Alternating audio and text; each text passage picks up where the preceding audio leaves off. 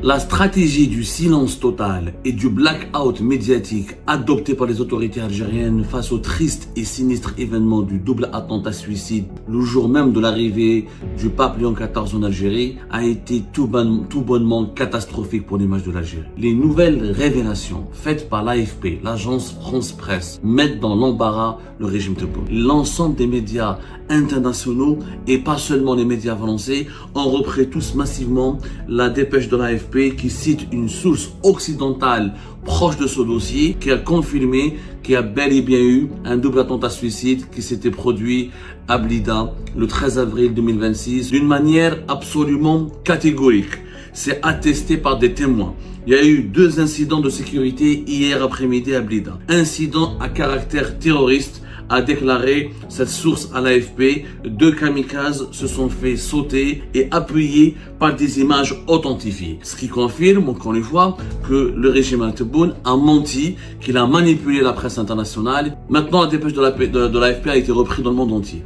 L'AFP vient de démolir l'argumentaire, toute la propagande qui a été lancée du 13 avril jusqu'à aujourd'hui, faisant croire qu'à Blida, il y avait juste des explosions de bouteilles de gaz. La stratégie du silence total et du blackout médiatique adoptée par les autorités algériennes face au triste et sinistre événement du double attentat suicide déjoué à Blida le jour même de l'arrivée du pape Léon XIV en Algérie a été tout bonnement catastrophique pour l'image de l'Algérie.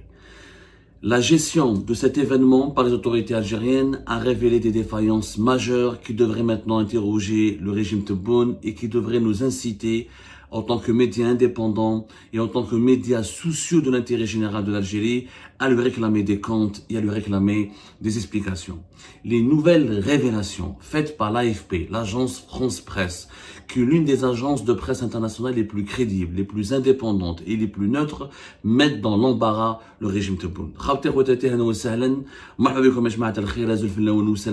Nous sommes dans l'obligation de revenir sur l'événement du double attentat suicide de Blida parce que malheureusement les autorités algériennes ont recouru à une stratégie extrêmement préjudiciable pour la réputation et l'honneur de notre pays. Mentir, désinformer et manipuler, telle a été l'attitude des autorités algériennes face à cet événement extrêmement préoccupant, pensant qu'avec le mensonge, la désinformation, on protège l'image de l'Algérie. C'est tout le contraire qui s'est produit, puisqu'il y a de cela 24 heures, l'ensemble des médias internationaux et pas seulement les médias français ont repris tous massivement la dépêche de l'AFP qui cite une source occidentale proche de ce dossier. À comprendre, en l'occurrence, il faut comprendre qu'il s'agit d'une source sécuritaire occidentale rattachée à un service d'enseignement occidental qui a confirmé qu'il y a bel et bien eu, qu'il y avait bel et bien un double attentat suicide qui s'était produit à Blida le 13 avril 2026,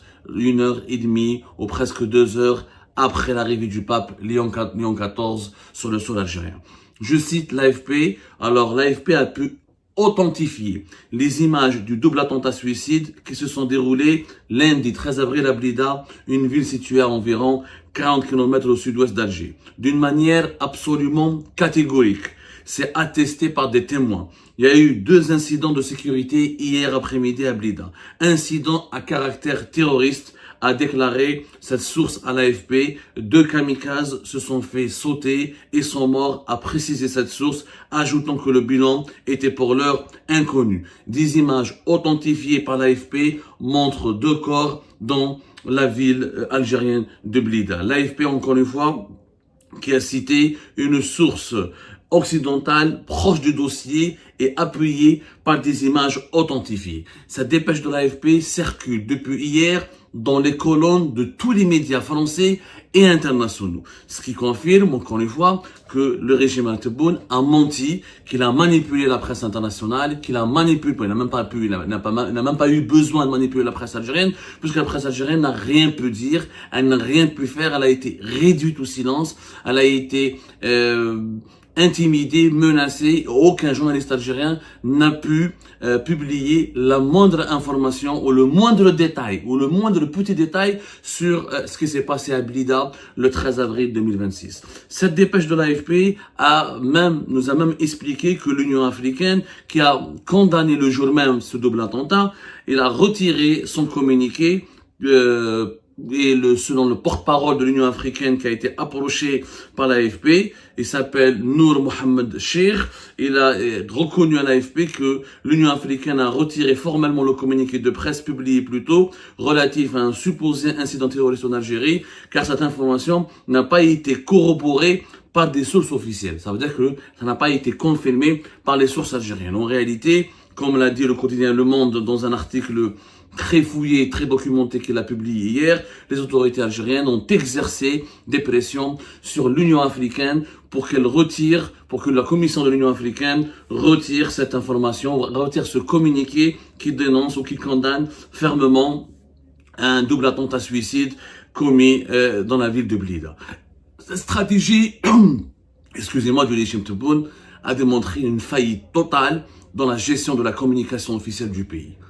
Maintenant, la dépêche de l'AFP a été reprise dans le monde entier. L'AFP, c'est une source crédible. L'AFP, Reuters et AP sont les trois agences de presse internationales neutres, autonomes, indépendantes et très crédibles, et qui sont les sources de l'ensemble de la presse internationale.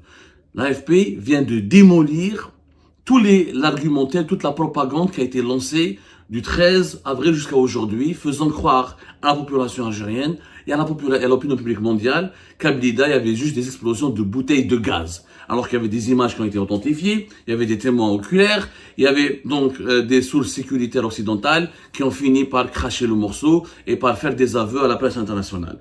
La stratégie du mensonge utilisée par le régime Tebboune a été une très mauvaise erreur. Très mauvaise erreur. Très mauvaise erreur, et cette stratégie basée soi-disant sur la nécessité de protéger l'image du pays, elle n'a absolument rien apporté de bon. Au contraire, elle a avilé l'image du pays, elle a porté un préjudice à l'image du pays. Un État qui ment, et qui ment de façon ostentatoire, et de façon, je dirais, bête et méchante, et de façon complètement surréaliste. Comment tu peux dire au monde entier qu'un attentat, comment tu peux transformer un double attentat suicide kamikaze en une explosion de bouteilles de gaz? Ça, tu prends les gens pour des cons. C'est que tu insultes l'intelligence de ton peuple et tu insultes l'intelligence de l'opinion publique internationale, tu insultes l'intelligence de la presse internationale. Sachant que Le Monde hier, je vous invite à le lire, mais c'est un article qui est en version abonnée. Ils ont fait tout un décryptage intitulé Comment l'Algérie a cherché à imposer le silence sur le double attentat suicide de Blida lors de la visite du pape Léon XIV. Dans ce décryptage et éclairage, Le Monde explique le malaise qui s'est emparé de l'ensemble des représentants de la presse internationale qui ont été dépêchés ou qui ont voyagé, qui ont accompagné la délégation du pape Léon XIV en Algérie. Les gens étaient incrédules, ils ont été choqués, impressionnés, déçus, surtout déçus par l'irresponsabilité ou l'irrationalité du comportement des autorités algériennes. Ça n'a pas de sens ce qui s'est passé. Mais vraiment, ça n'a pas de sens. Je vous lis un passage de ce décryptage du quotidien Le Monde. Nul n'a eu connaissance du double attentat kamikaze qui a enfiévré dans la matinée à Blida, située à une quarantaine de kilomètres de la capitale algérienne. 2 morts et terroristes qui ont précipitamment activé leur ceinture explosive. Et quelques blessés. Rien de spectaculaire, l'Algérie a connu bien pire pendant la décennie noire des années 90, qui n'est qu'un lointain souvenir. Mais le symbole de cette action ciblant un commissariat de police en marge de la visite papale est puissant. Il faut l'annihiler du récit officiel. Il faut l'annihiler du récit officiel sur une Algérie recouvrant son influence internationale jusqu'à être honorée de la présence du chef du Vatican. De la décision des autorités algériennes d'imposer un silence total sur un incident sécuritaire susceptible de gâcher la fête. Le blackout a été absolu dans la presse algérienne. Chacun s'est exécuté au grand désespoir des nostalgiques d'un journalisme qui fut mordant et parfois insolent en Algérie jusqu'au début des années 2020. Il y a encore quelques années, les journalistes se rendaient immédiatement sur les lieux, chercher des témoins, se désole un rédacteur en chef algérois. Une ère révolue à l'heure de l'assèchement du champ médiatique. Dans la bulle des envoyés spéciaux, couvrant la visite, on ne sait donc rien. Les premiers échos des vidéos crues circulant sur les réseaux sociaux et répercutés par les sites internet des rédactions parisiennes suscitent l'incrédulité. L'incrédulité. Certains soupçonnent même une intox. Interroger les officiels du Saint-Siège renvoie aux autorités algériennes, lesquelles n'en finissent pas de se murer dans le mutisme. Sur les réseaux sociaux, les partisans du régime allument des contre-feux en affirmant que les explosions seraient dues à des bonbonnes de gaz, voire que les images de l'attentat renvoient à une période passée. Ensemble, le message est circulé, il n'y a rien à voir. L'incrédulité se prolonge également parce que l'agence France-Presse met 24 heures à publier une dépêche. Ses protocoles de vérification sont très stricts, garant de sa crédibilité. L'agence valide enfin l'existence d'un double attentat suicide survenu la veille à Blida après avoir authentifié les images issues des réseaux sociaux, citant au passage une source occidentale bien informée.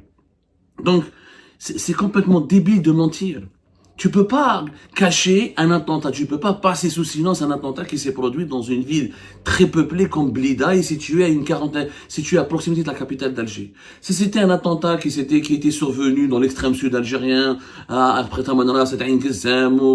Élysée, etc., cette stratégie du silence et du blackout aurait pu fonctionner. Elle aurait pu fonctionner, ça s'est passé dans l'extrême sud, pas de témoins, très difficile d'avoir, c'est des régions très peu peuplées, pas de témoins directs, et c'est très loin des centres décisionnels du pouvoir dans le nord du pays, et c'est très très loin des sites ou des sites qui ont abrité la visite du pape Léon XIV. Donc cette stratégie aurait pu fonctionner. Mais utiliser cette stratégie face à un attentat qui a frappé les esprits, ou dont les images ont circulé massivement sur les réseaux sociaux, avec des corps déchiquetés, avec du sang qui a coulé partout dans la rue d'un grand boulevard, dans une importante ville du pays, qui est Blida, le boulevard Mohamed Boudiaf. C'est tout simplement de l'inconscience. C'est jouer avec l'image du pays. C'est jouer avec l'honneur du pays. Un pays gouverné par des dirigeants menteurs, des dirigeants manipulateurs, c'est pas un pays crédible. Qui va croire maintenant à la crédibilité de l'Algérie? Mais qui peut donner du crédit maintenant aux déclarations ou à la manière de gérer, à la gouvernance du pays par les dirigeants actuels?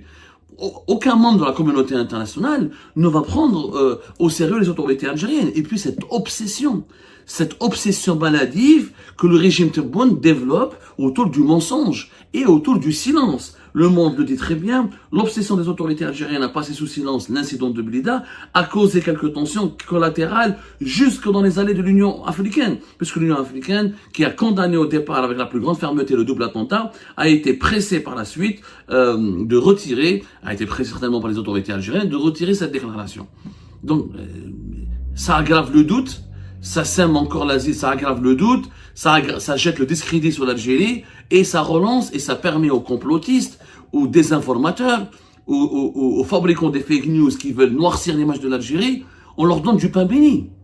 C'est-à-dire que les lobbies hostiles à l'Algérie, à travers cette obsession maladive autour de la désinformation, de la manipulation, bête et inutile. Encore une fois, il y a mentir et mentir. Si l'attentat s'était produit dans une zone saharienne, à l'extrême sud du pays, ça aurait été facile de manipuler les faits et de les cacher. Mais à Blida, une ville de plus de 500 000 habitants, avec plein de témoins oculaires, avec des images qui ont circulé très rapidement, parce que le boulevard Mohamed Boudiaf et les rues adjacentes ont été empruntées par des milliers de personnes. Donc tout le monde a vu, tout le monde a constaté, tout le monde a témoigné, tout le monde a décrit la scène, et nous avons donc la stratégie du régime Tebboune qui consiste à allumer des contre-feux et pour dire c'est une explosion de bonbonnes de gaz. Non seulement l'idiotie de cette stratégie, elle traduit une incompétence au plus haut niveau de l'État algérien. Il aurait été plus judicieux, je le dis, je le répète, comme nous l'avons fait, il aurait été plus judicieux de reconnaître qu'il y a eu un attentat qui a été évité, déjoué, grâce à la vigilance et au professionnalisme des services de sécurité.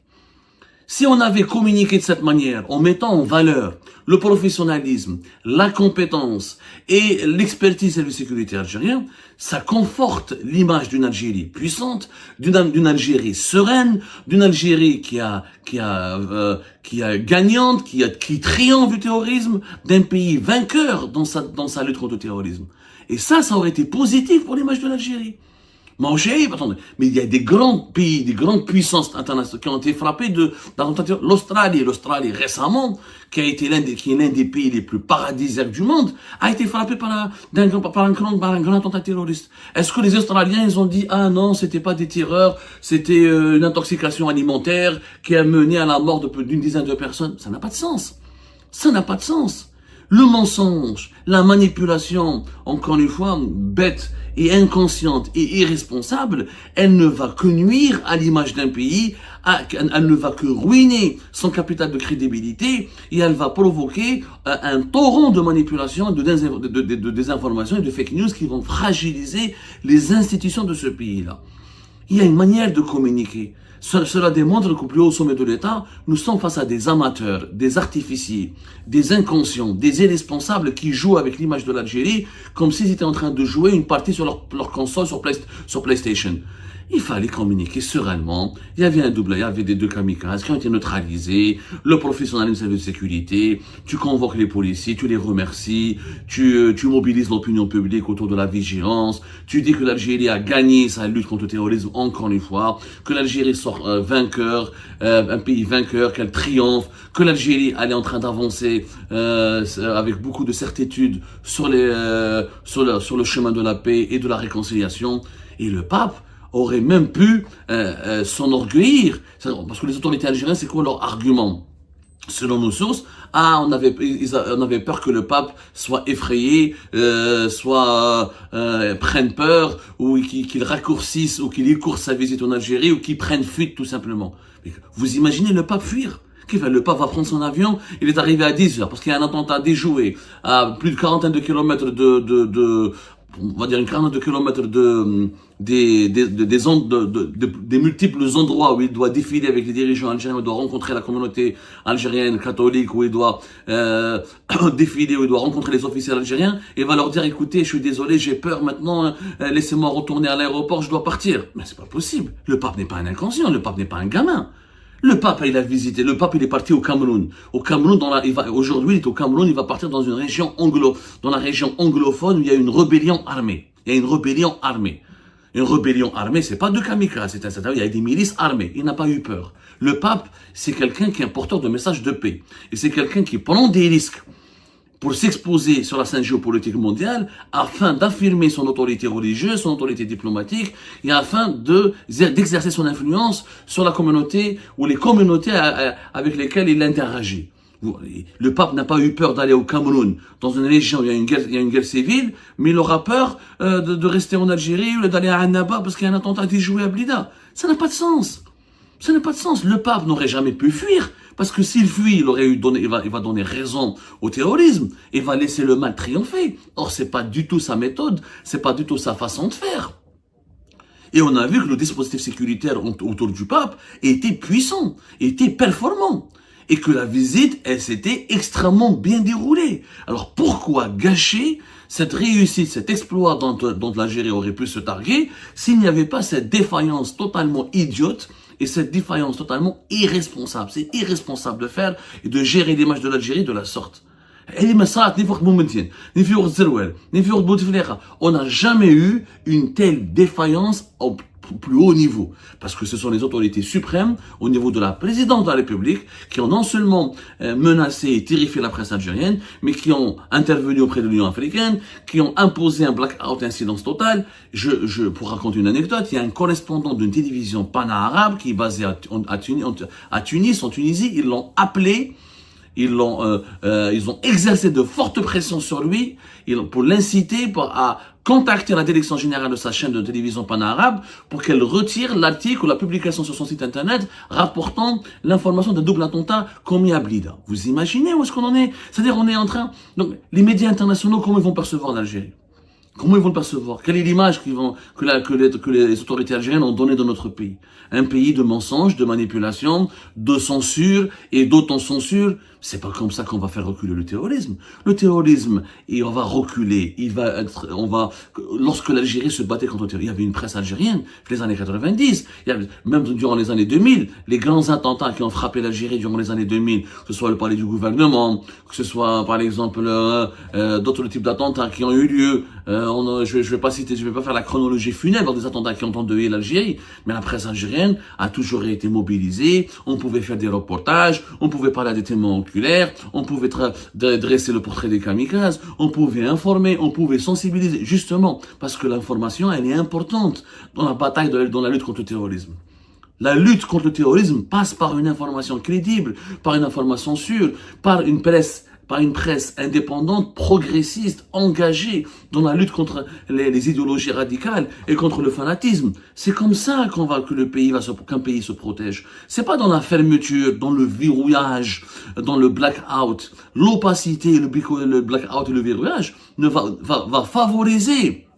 Il va favoriser les mouvements radicaux, parce que les mouvements radicaux vont ils vont avoir plus de confiance en eux-mêmes. Ils vont se dire, nous avons face à nous des ennemis fragiles qui sont isolés, un simple attentat raté ou déjoué va les déstabiliser. Donc ça va les inciter à aller encore plus de l'avant. Et puis, les manipulations, les désinformations, quand on banalise, quand on dit qu'un attentat suicide est une bonbonne de gaz qui a explosé, mais c'est une banalisation dangereuse d'un acte terroriste. C'est irresponsable. Ça veut dire que demain, n'importe quel radical algérien, n'importe quel salafiste, n'importe quelqu'un qui est fou de la tête, ou là qui est aveuglé par l'idéologie radicale et terroriste, il va dire, allez, je vais me faire exploser, de toute façon, c'est une bonne, ils vont rien dire, à la fin, ils vont juste mentir, ils vont dire c'est une bonbonne de gaz. Donc, c'est complètement irresponsable.